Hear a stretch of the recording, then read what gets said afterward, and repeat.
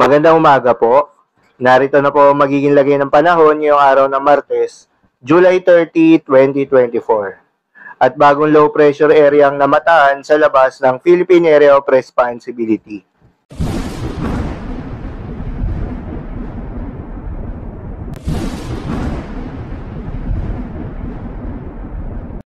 Sa kasalukuyan na tayo sa pag-asa, itong southwest monsoon o hangin habagat ay patuloy pa rin nakakaapekto sa may western section ng Luzon.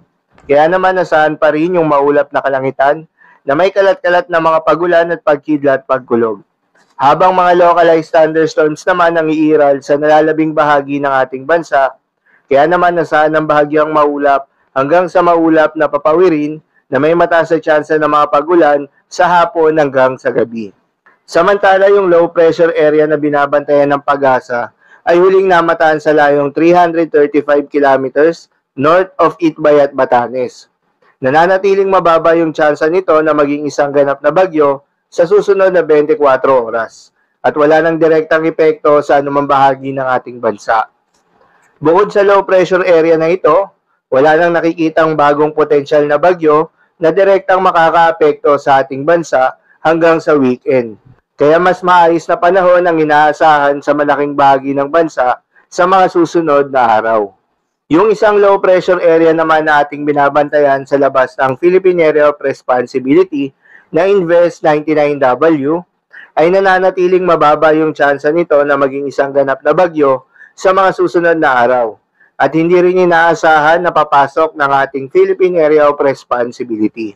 Itong bagong low pressure area na namataan sa labas ng Philippine Area of Responsibility ay pinangalanan ng Joint Typhoon Warning Center na Invest 90W. Itong low pressure area na ito ay malayo naman sa ating bansa at posibleng kumilos pakanluran hanggang hilagang kanluran sa mga susunod na araw. Sa ngayon ay mababa pa naman yung tsansa nito na maging isang ganap na bagyo sa loob ng 24 oras. Paalala lamang po na mga nabanggit na forecast ay posible pa pong magbago, kaya naman patuloy lamang magantabay sa ating ilalabas na mga update at ng Pag-asa. Para naman sa magiging lagay ng panahon ngayong araw ng Martes, dahil pa rin sa epekto nitong southwest monsoon, asahan sa Ilocos Region, Benguet at Zambales, ang maulap na kalangitan na may kalat-kalat na mga pagulan at pagkidlat pagkulog. Posible ang mga pagbaha o pagguho ng lupa, dahil sa katamtaman hanggang sa kung minsan ay malakas na pagulan.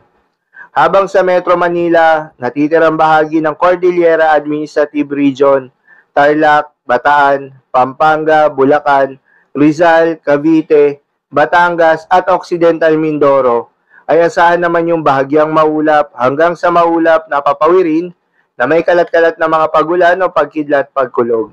Dulot pa rin yan ng southwest monsoon. Posible rin na mga pagbaha o pagguho ng lupa during severe thunderstorms. At sa natitirang bahagi naman ng ating bansa, ay asahan rin yung bahagyang maulap hanggang sa maulap na papawirin na may kalat-kalat na mga pagulan o pagkidlat pagkulog. Dulot naman yan ng mga localized thunderstorms. Posible rin na mga pagbaha o pagguho ng lupa during severe thunderstorms. Pinag-iingat pa rin po yung mga kababayan natin sa mga posibleng banta ng pagbaha o pagguho ng lupa, lalong-lalo na sa mga lugar na inuulan na noong mga nakaraang araw pa. Para naman sa magiging lagay ng mga dagat baybayin, ayon sa Pag-asa ay wala namang nakataas na gale warning sa anumang seaboards ng ating bansa. Kaya naman malayang makakapamalaot yung mga kababayan nating mangingisda at yung may mga maliliit na sasakyang pandagat, dahil inaasahan yung banayad hanggang sa katamtaman ng mga pag-alon.